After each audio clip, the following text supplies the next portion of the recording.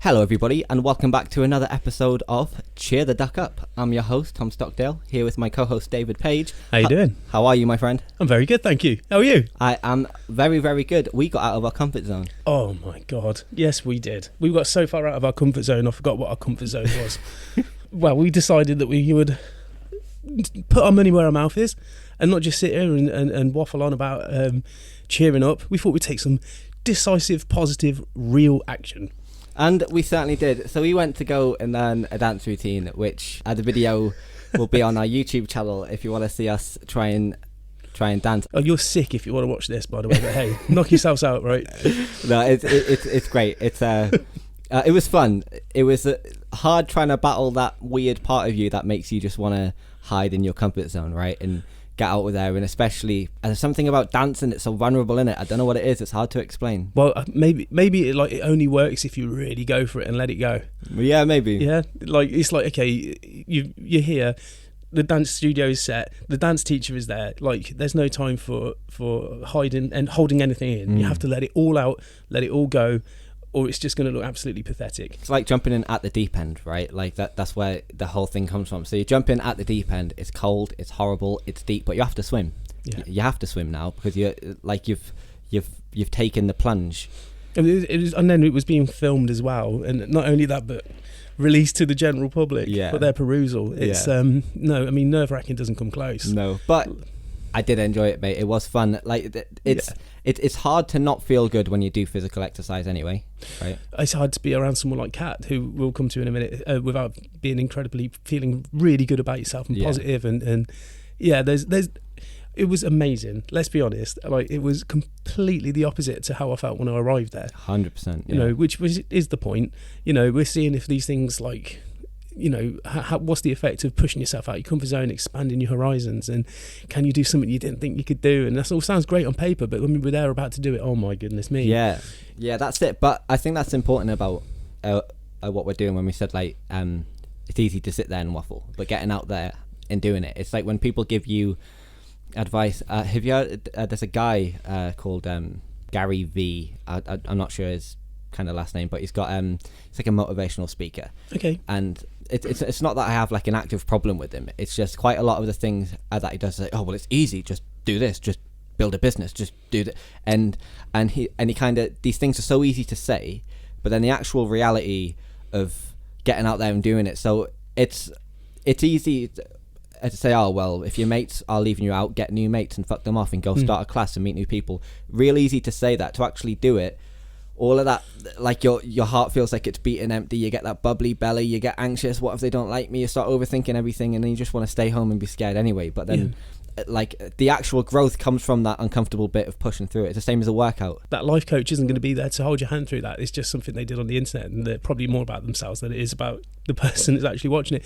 I'm imagining that the people listening to this, like, we're making this podcast for people who are like you and I. Mm-hmm. They're probably like you and I. They find life coaches very annoying, right? It's like, we're not trying to be life coaches. Life coaches, it's like, what a lot of people's problem is like the system doesn't quite work for us, right? There's lots of things about this system that we all live in that, you know, the whole 9 to 5 and 2 weeks in Benidorm, and that's a sum total of your year, and shut up and get on with it. It doesn't really work for you, right? Does it? I'm feeling like it probably doesn't work for a lot of the people who are watching this. So a life coach coming in and offering you another system, and it's only $16.99 a month and whatever it may be, and that's not what it's about. It's about looking inside of yourself, really. 100%. And that's where most of these people make these their money too, right? Where it's like, I've got a Lamborghini, 8 jets and a Tiger and a hot missus. You want to know how? Well, easy. Just buy my 500 quid a month course, and then I get like 20 people to do that, and then I can afford all of these things. Best one I ever saw like that. I don't know if you remember this guy, but his name was Paul McKenna, right? He was a hypnotist. Oh wow. He's like, buy my course now. You can stop smoking. You can learn how to, you know, how to stop eating 200 cheese sandwiches a day, whatever you want. I'll fix it for you because I'm a hypnotist, Paul McKenna. I mean, look at me. I've got a gorgeous missus and that. And you go, yeah, you were a hypnotist though. Like, she's a foot taller than you and you're bald and fat. How did that, like, yeah. Money. Well, no, I think he probably hypnotised her. Yeah. You know what I mean? So, but yeah, no, the world's full of all that. That's all great. We're not going to suggest people do things that we're not going to do ourselves, are we? So here we are. But that was the theory. But now we're moving on to the practical, and we're at the the dance studio, sorry. And it all just got real, and my bumhole was twitching. Yeah, mate, same. Like, it's just, like, you feel so silly, and then, like, Kat was really good, right? So, like, Kat was the person that was teaching us, and she was really good. She's got this kind of energy, and obviously she's used to working with kids, right? So she's good at the positive reinforcement, and I think and I'm all for it, right? Like, I do it with my kids, I do it with my friends. I think it's the most important way. There's this weird old, like, military drill instructor idea of like, oh, well, if I hurt him enough, then he'll toughen up and he'll get strong and he'll be able to put up with it. It's like, or you'll drive them so far into a hole of insecurity to make yourself feel a bit better that they'll never get out their comfort zone, and then they'll turn into a bar guy, and then they turn into, like, this, like, cancerous plague of society that just makes everyone around them miserable. And that's because you've done that thing that you've done. So what I do with my kids is when they join in singing, or when they play the piano, or as soon as they already get involved, I gas them up. I tell them that I'm proud of them. They play like a C major scale, and I gas them up, and then that feeling of the endorphins and all of that, like, that becomes addictive, and then you get addicted to it. It could start as, well, every time I do something good, Tom gasses me up, and that feels great, so I'm going to keep trying to get better so I can show him, because I know he'll gas me up more, and that will make me feel better. So, and your children are taking an interest in music as well, aren't they? Mm-hmm. You know, your daughter's really coming on really well with music, isn't she? So it's obviously working, mate. Yeah, and, like, it's not blind positivity, right? So, like, if they go, oh, look, I've wrote a song, blah, blah, blah, like, I'm not going to say, like, oh, that's the best thing I've ever heard. I'm honest with them, but you don't need to be a dick about it. So it's as simple as, like, a compliment sandwich. I say, oh, well done, darling. You got out of your comfort zone. You've really tried. That's incredible. All you need to do, work a little bit at this. Try playing to a metronome. It is criticism, but it's not the first thing out the back, because that frustrates me too, right? Say, like, you've worked really hard on something. Oh, look at this, and the first thing that they do is pick holes in it. Well, what I love about your approach there as well is, like, you're starting as you mean to go on. I think with kids, when they do something, like, it's really easy to just go yay, start clapping, and just go over the top.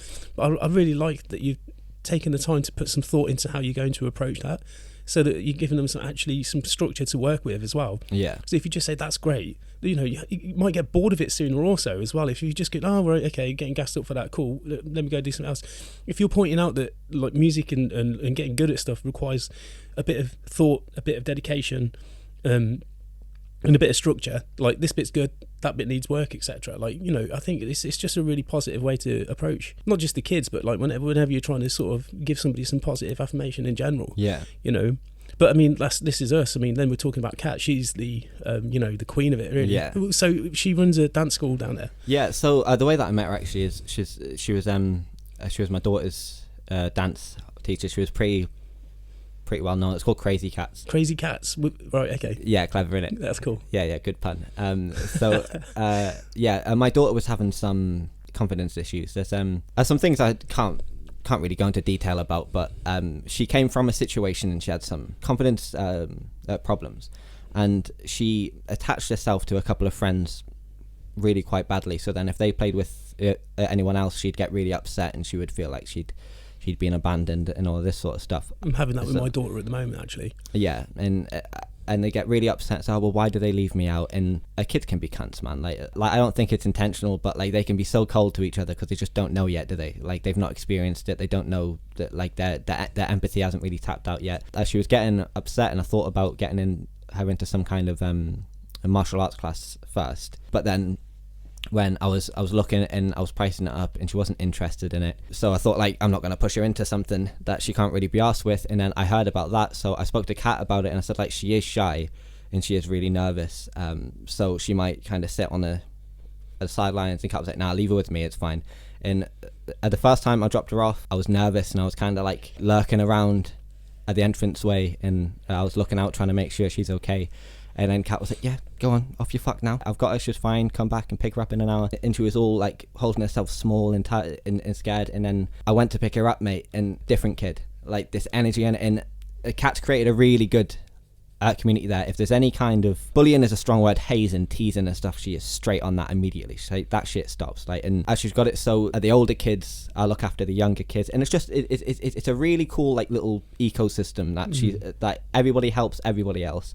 So then she'd partnered my daughter up with this young girl. I think she was an early teens maybe, and she was holding this girl's hands doing like a kind of cha-cha kind of dance thing, and just she was beaming, looking at me, and she was so proud, and I was gassing her up and stuff as well. But that, like, to see her confidence in one lesson just shoot up, and then that ended up reflecting in school, right? Because she met some people that go to her school at that class that she wouldn't have spoke to, so then she started to get close with them, distance herself from the girl she was friends with, which I know you're not supposed to say this, but they're little dicks anyway. I know you're not supposed to call an 8-year-old girl a dick, but mate, when it comes to, you're protecting your kids. Trust me, I've been there, right? You do feel like, oh, that's nice. Is anyone around? Because I might just accidentally elbow this kid in the face. Yeah, no, I'm there, bro. Trust me. Yeah, but yeah, that was amazing, man. To see her come out of her shell so well, and she's so confident and so happy. I was like, yes. And then, like, I spoke to Kat. I was like, how? And as she was telling me, she just kind of, I gave her the push, and then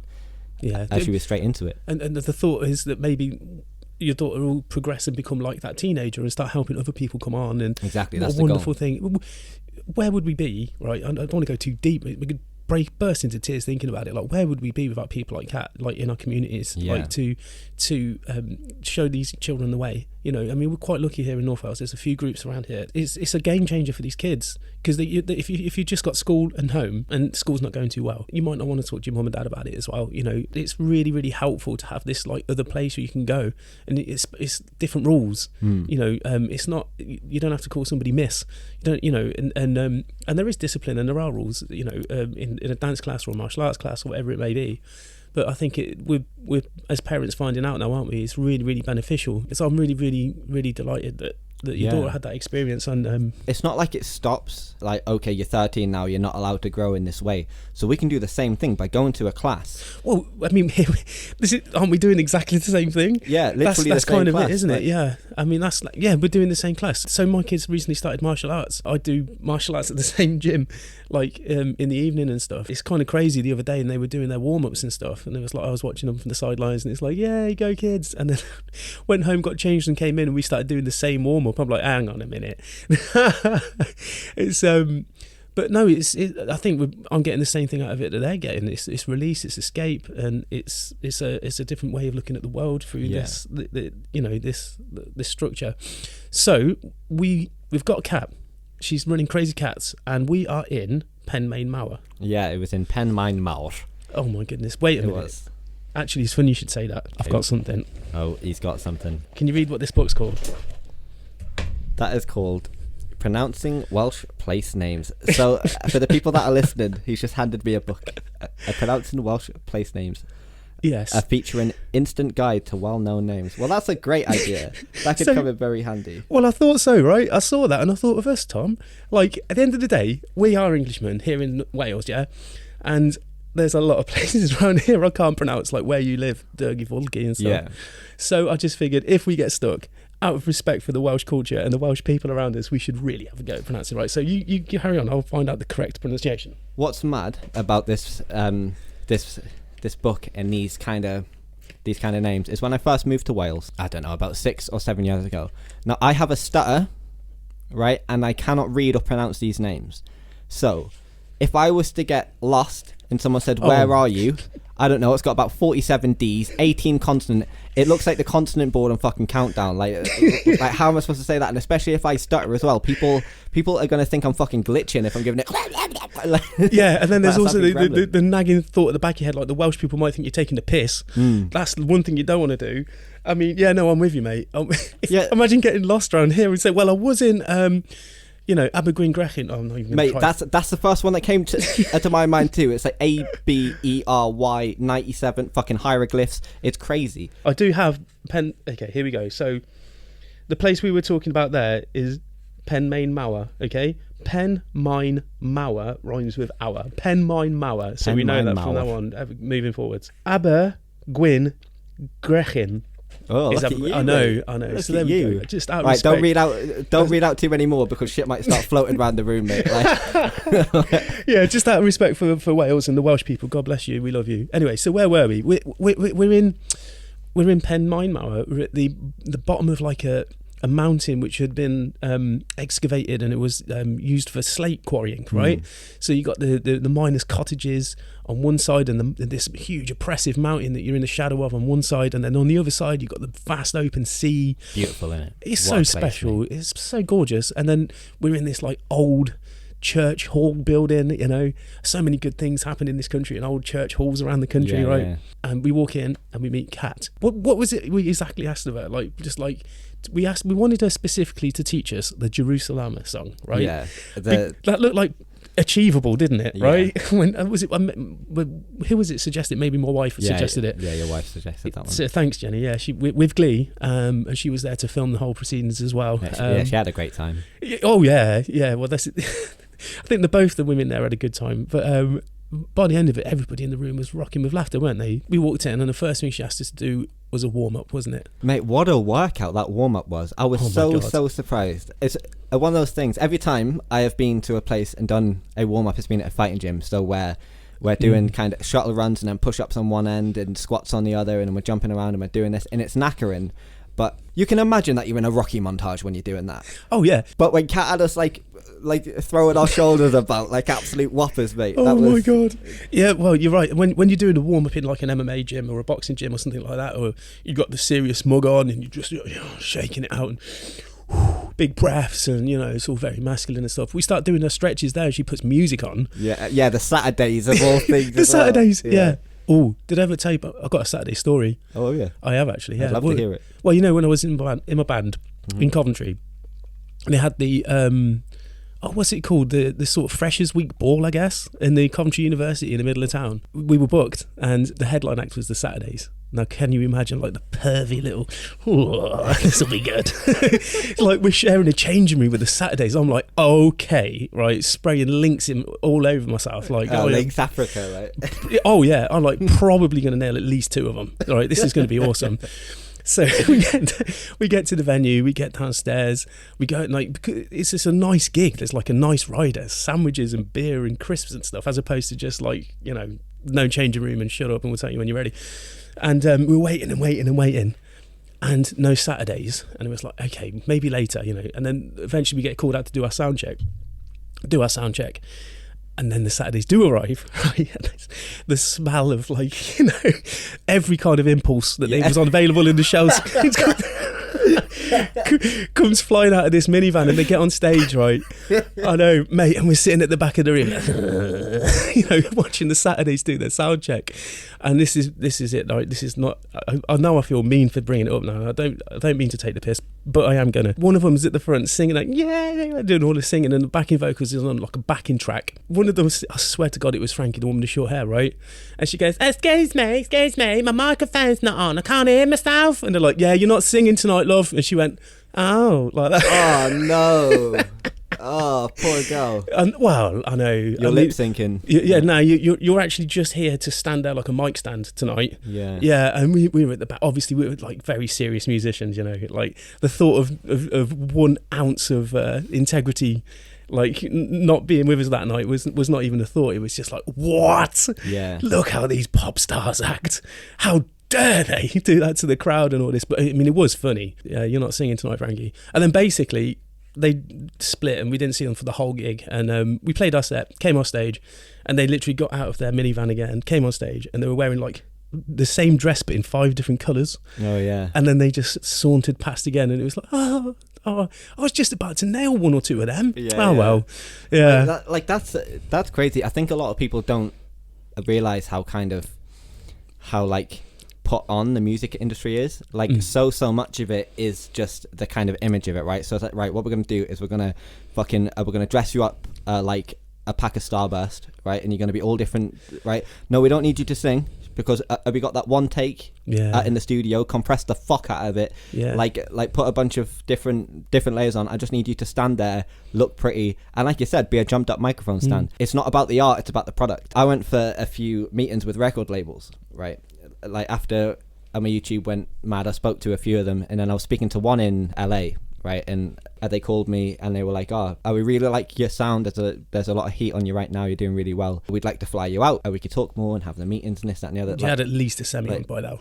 Of course, fucking LA, it's amazing. Yeah, that's fucking sick. So then I said, right, well, there's a lot going on, and I'm needed in a lot of places at once right now. Let's have the meeting over the phone instead of me. I'm not stupid. I know the whole goal is they put me on a business class flight. They get me over there. They put me out in a penthouse. They sell me this idea of this life that I could possibly have, and then they throw all this shit and they pay for everything, and no expense is spared. And then I end up doing some soulless shit that I hate, and then I have a heroin fucking overdose in like 4 years time or some shit like that. So I was like, right, let's talk about what the kind of goal is and see if that's really astute of you to have thought that far in advance and to have zoomed out from the situation and observed it that way. Yeah, a lot of people would just, easily got caught up in it. But I just know people are cants in it, and you're not wrong there. If it was really about my music, then they would have been in contact before I blew up. Right, let's have a chat. Let's see what the goal is.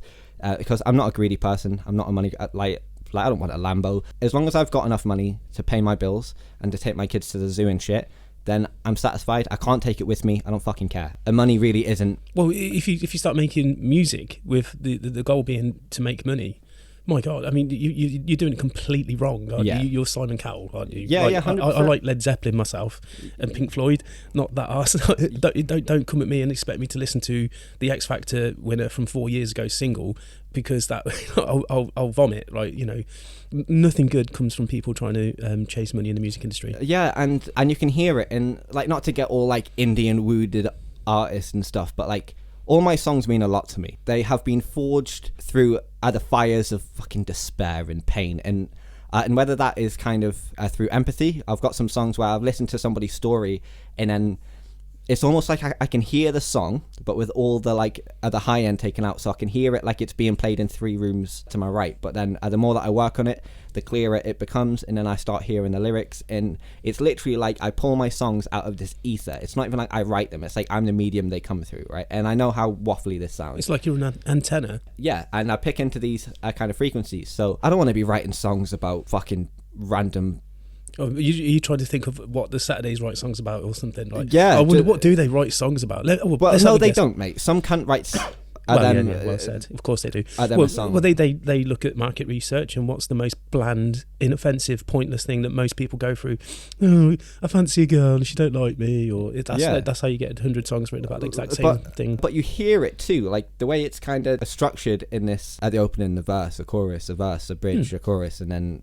If you took one of your songs to a pop producer, they'd probably say it's good, but you need to put the chorus at the beginning. And no, well, there needs to be the structure. No, right. Either listen to it and like it, or don't listen to it, or whatever, right? It is for me. If you can relate to it too, amazing and fantastic. So I was speaking to these people, and they were nice enough, and they were saying well, what is your goal? And I was like, well, I'm sure everybody says this, but I don't really care about money. That's not my first priority, is to shill all of these sales, right? What I care about is that people feel my music when they listen to it. So you can't put my music on at a party unless you want to clear the place out. If you listen to my music on your own when you're having a do, but you're looking at the stars or you're walking on the beach or something, it takes you somewhere, right? And that is what it's human to human, individual. You listen to this and you tell me how it makes you actually feel, right? And that's what I want. When I listen to your music, I get the vibe that it's the kind of music you can get lost in. Mm-hmm. Not to just gas you up because you're sitting there in front of me, but I do love your music and stuff, and I think that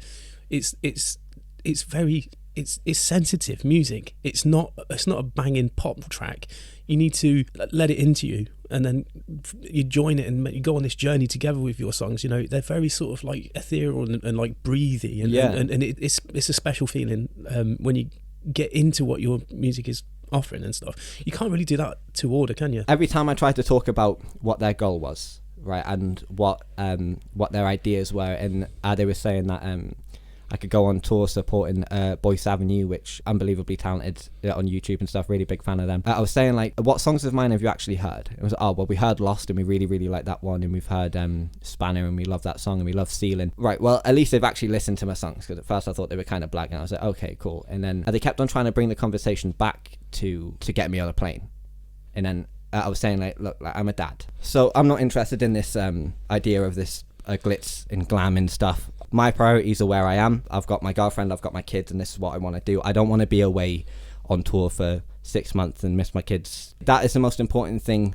to me, is how finite this time is with my kids, especially while they're little and they still like me, because I'm sure they'll get to teenagers and think I'm a loser and want me to fuck off or whatever else. But this time with them now is finite, and I could make all the money in the world and sit in a big lonely house when I'm older, or I could take my kids to the park, and I took them to the woods and we found a newt for the first time, and I was showing it to them and I was blowing their mind, and then you can lie to them as well, can't you? You can tell, there's a mermaid out in that water, there's fairies in here, and this tree's been knocked down by a troll, you can tell because it's got the troll marks on it and all of this stuff. Well, let's hope they don't have to bring that one up in therapy later. And I never did find a fairy, and I found out he was lying the whole time. He was lying the whole time, the bastard. I spoke to them, and then it ended up kind of breaking down. They said, okay, well, we don't think our goals align. All I wanted from them really was I wanted them to help me distribute it and advertise it, and to put me in touch with some producers, so I could just be the talent and not have to worry about mixing and making all of this nonsense. So I can just turn up and say, right, I've wrote this song,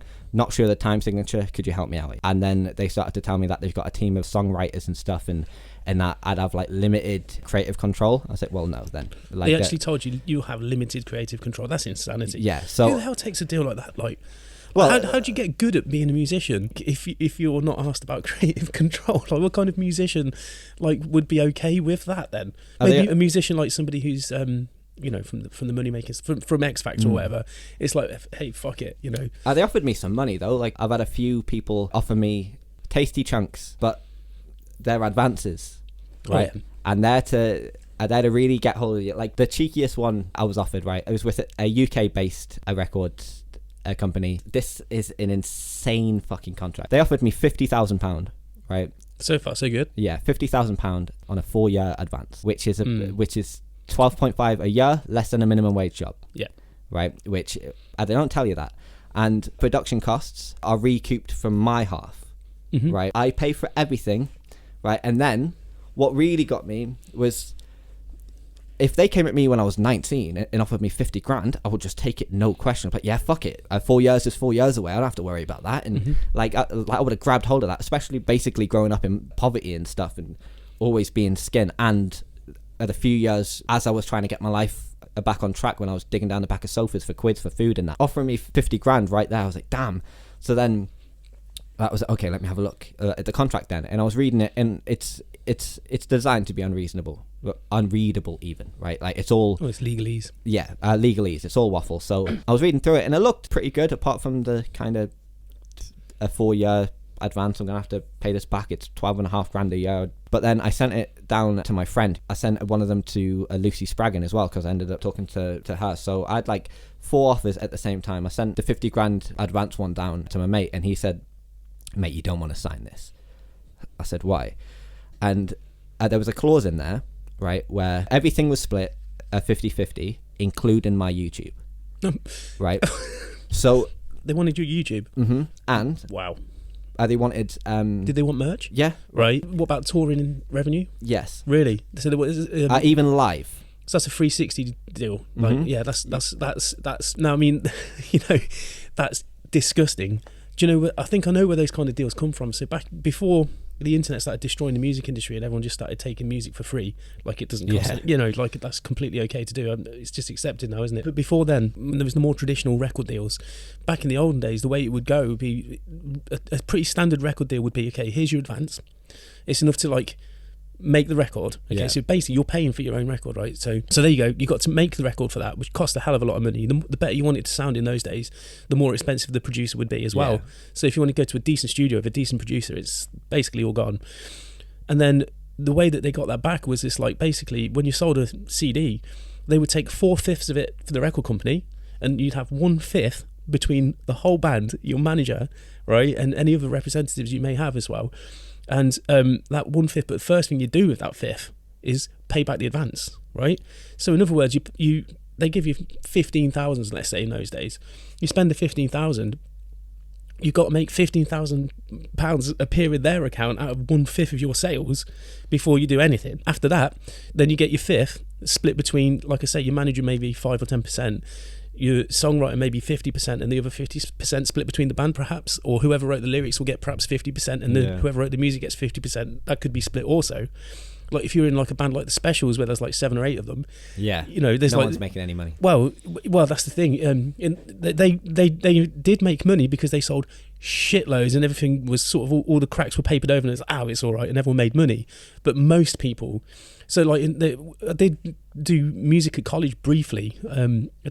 I did like a 2-year course in 1 year and messed it up because I was living on my own, doing a full-time job, and was in my own band at the time as well. So it didn't really work too well. But that's some of the things I learned about it was 5 bands a year on average were taking that deal and making a profit. Like 5 bands, right? Me. And at the time they were saying there's about 5,000 bands in the country.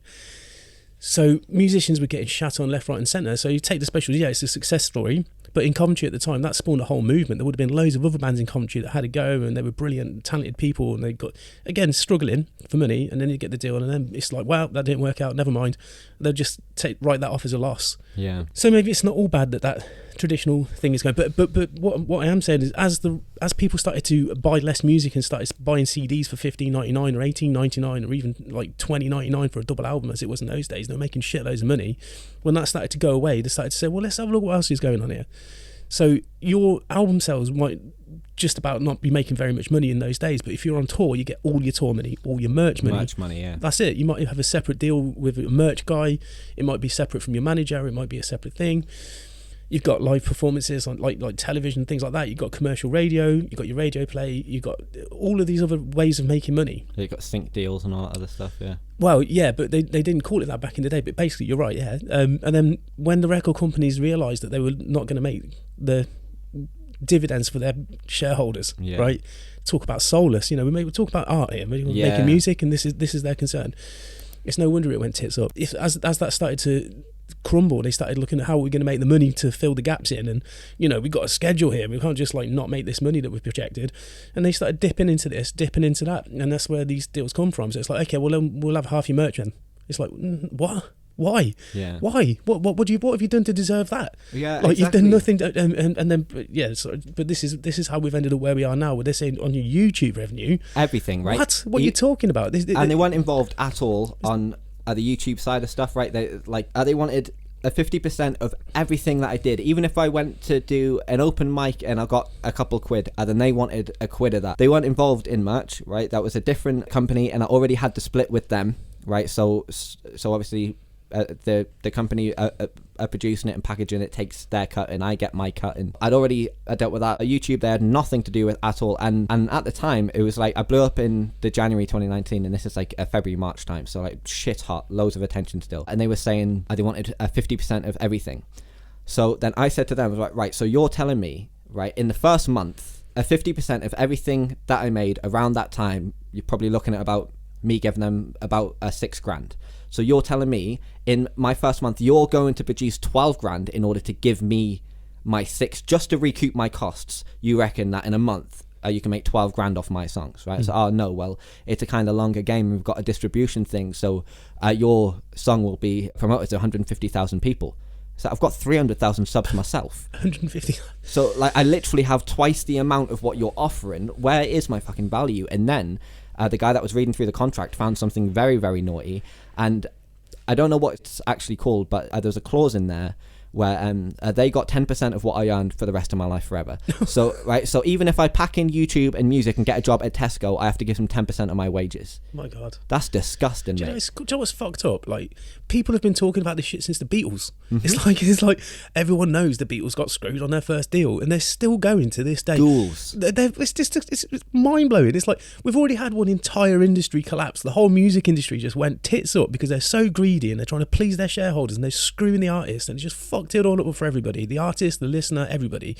But now this whole new industry is coming out again, and it's like, okay, finally we might see a transition from where we were before, which has gone away, and replacing it with something new.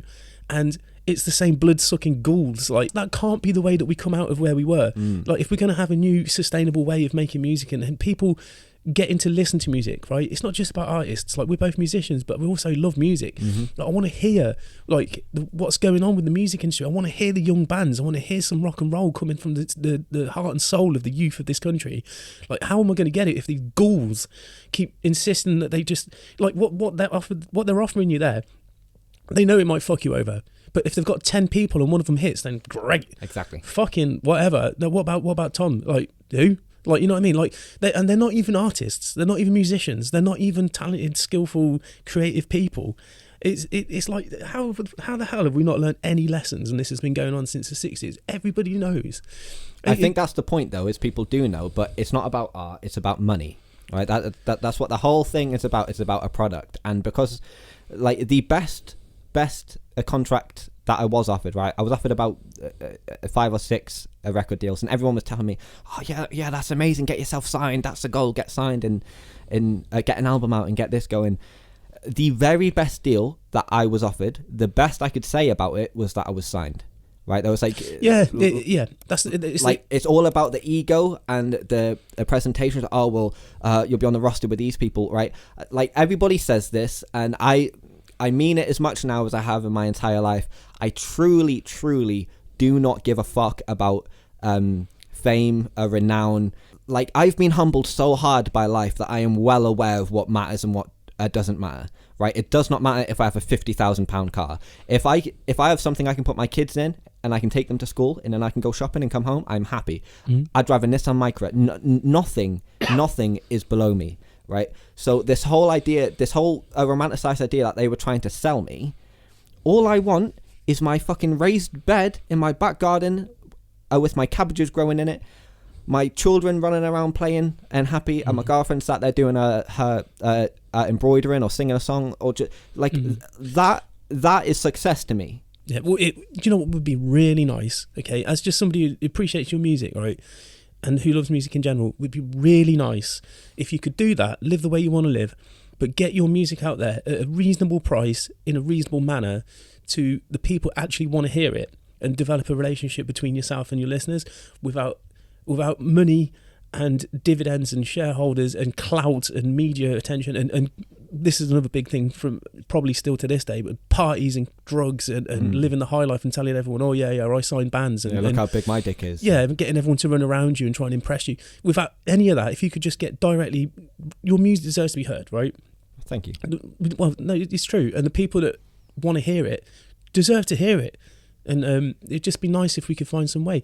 Although I will say that there is, you know, YouTube and Spotify and all these things that you can get straight onto without a third party. Yeah. Like if me and you, like, our podcast, like we can put it straight on. We don't have to ask anybody.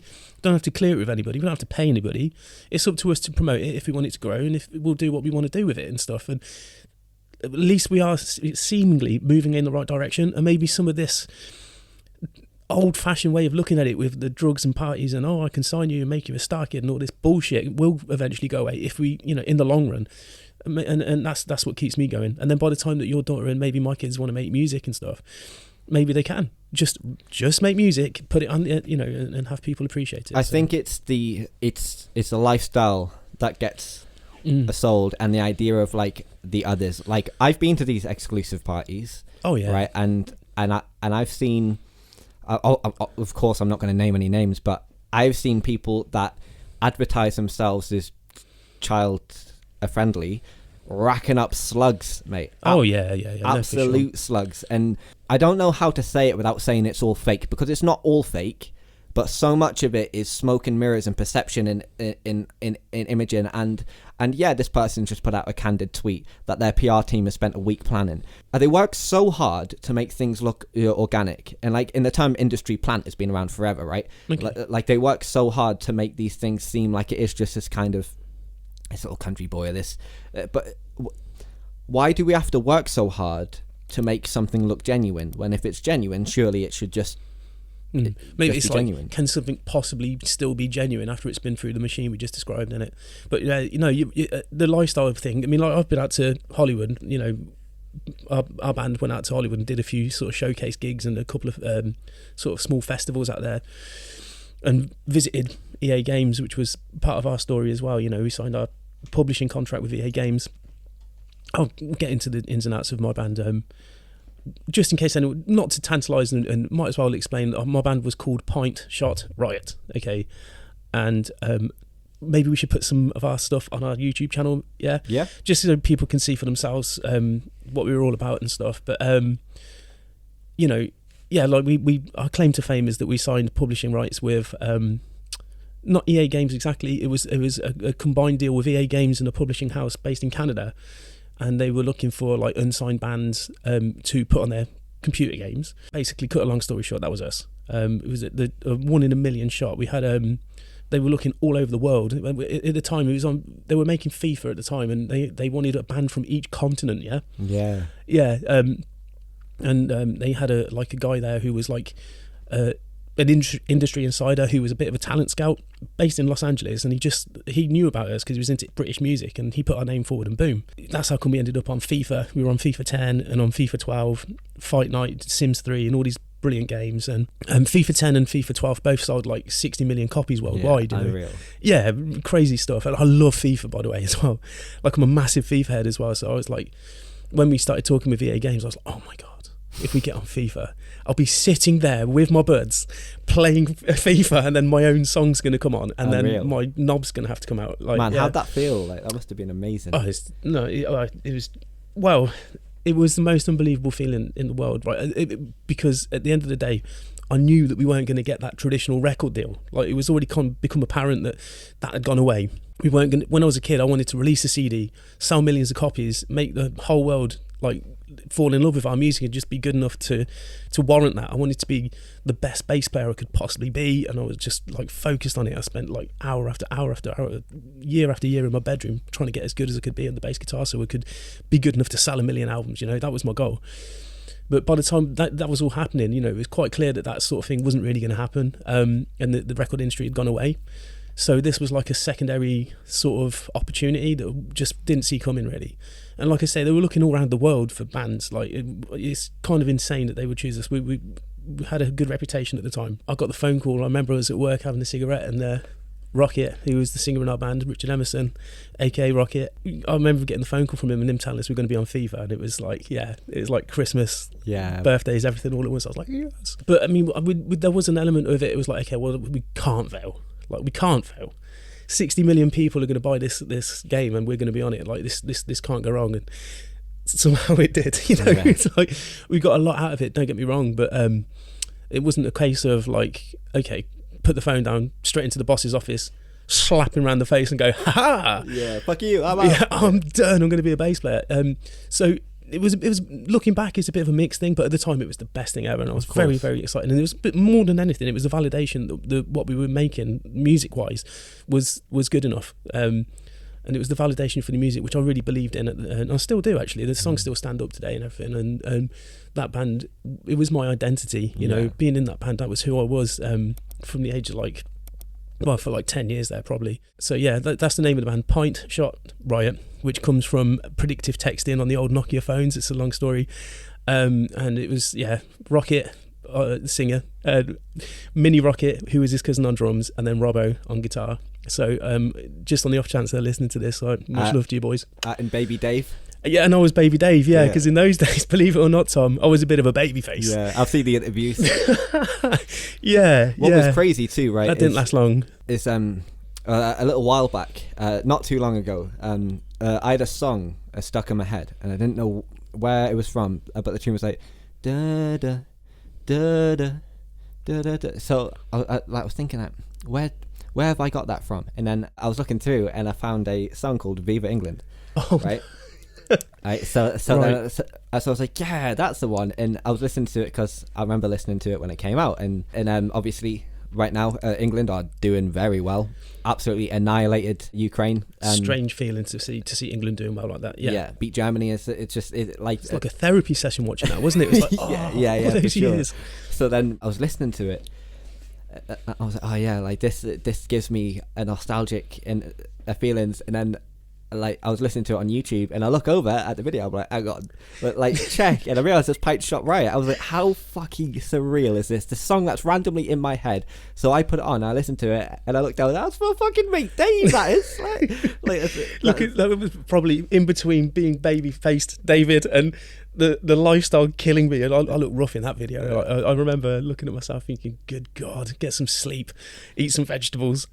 well, the story behind, again, it was, we had a lot of great opportunities, you know, come our way. That one was interesting. So Viva is the name of a TV channel. I don't know if it still is, right? It wasn't like 1819. There was that weird looking guy going, "Up your Viva." Yeah. Up your Viva and all that good stuff. So it was run by MTV, and they had this like separate channel. I guess it's for like a younger audience, whatever. And cut a long story short, basically, England were in the World Cup, and they were like, let's get a band to make a Viva England song, right? So it's our anthem for the World Cup, and they wanted to use it across all their platforms. So it's like, I say platforms, I mean TV stations in those days, right? So it's like MTV, VH1, Viva, and they wanted us to. Then we got the shout. It was like I say, we were well known at the time, and we had a lot of respect in the industry. So they were like, would you like to record an England song, right? And we were like, hell, why not? You know what I mean? And then like, cool, but we're going to want you to work with this guy. He's wrote the song. It's called Viva England. I'm like, whoa, what? You know, and he's like, no, we'll write our own song. And he was like, no, we want it's for the TV station Viva. It's got to have Viva in the title. This guy's wrote this song. Like, do you know? And it was like we had a conversation about it. I remember at the time, a couple of people. It was a mixed conversation. It was like, we don't want to do this. It's like, let's just selling our soul, like, you know, just so we can be on telly. Like, you know, we're not going to sing someone else's song. And then, but I was like, I remember I was saying that, like, look, you know, we need every opportunity we can get here. We need to get as visible as we can be. Can't turn this down. It was like, okay, we made a compromise. It's like, okay, we'll record it, give us the song, and we'll do our own version of it. And they're like, cool, okay. So we take the song, we work it between ourselves, make an idea of what we want it to actually sound like. Cool. Then we turn up at the studio to record it. I remember it was in no, I don't remember where it was. I think it was Hemel Hempstead, right? I might be wrong. And you know, this is in the drinking days, and the lifestyle was pretty rough. There wasn't much sleeping or eating vegetables, like I say. Yeah. And we got to the studio. We rock up, and there's MTV's film crew there, and they're like, hey, here's the guys turning up to record Viva England. We're like, hey, everybody, you know, sunglasses on and all that. Yeah, we're cool as fuck. Like. Yeah, so you may film me, yes, you know, image and acting is everything, right? So it's like, you know, just go in there and say, you're right, we're the coolest motherfuckers in the town. They're going to go, okay, fair enough, you know, it's as opposed to just turning up and going, hello, where's the kettle? Yeah. Do you know what I mean? Like give it stacks. And they're filming us, we get in there, set the gear up, sound check and everything, all good. Great studio, great producer. I mean, it's professional, top quality stuff here. You know, really treated well, and they spent a bit of money on it. And we're like, okay, cool, ready? And he's like, yeah, let's have a run through, boys. And we go 1, 2, 3, 4, bang. We play our song. Looking through the into the control room from the live room where we were playing, and you could just see their faces dropping. Yeah, you know, they were just like, no. It's like. I think they even stopped the song before we'd even finished, right? No. And they were like, boom, no. Like, we were like, what do you mean no? And they're like, this is the deal, right? We're not going to do your song. We're not going to just record the song you've written for us. We're going to make our version of it because we are, you know, we've got some credibility. Yeah. And they were like, well, that's too fast, it's too energetic, it's too crazy.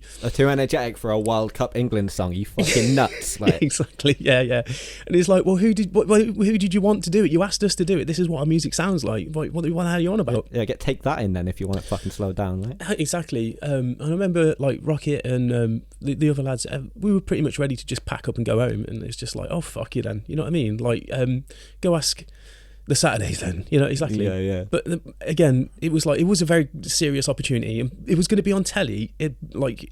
Before the adverts, it's like a bumper throughout the whole tournament, right? So it's going to be on multiple TV stations multiple times, and it's a big deal. It's going to get to a lot of people.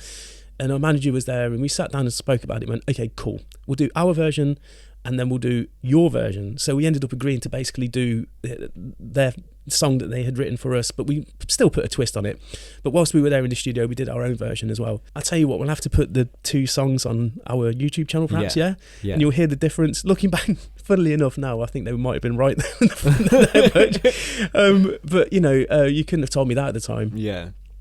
So yeah, we ended up with 2 different versions of that song, and the one that was on telly throughout the whole tournament and on was their version, which was, it kind of stung a little bit, but it was a great experience. And we one thing, we got to go down to MTV's offices during the World Cup, and we played the song at half time, like they got this like huge breakout room in the dining area in the middle of this office space, and then they got MTV's office, VH1's office, and Viva's office, etc. around the top, and then they all come and meet in the middle and then so every office is emptied out to watch the game, and then we stood up in front of them all, played it was brilliant. That sounds sick.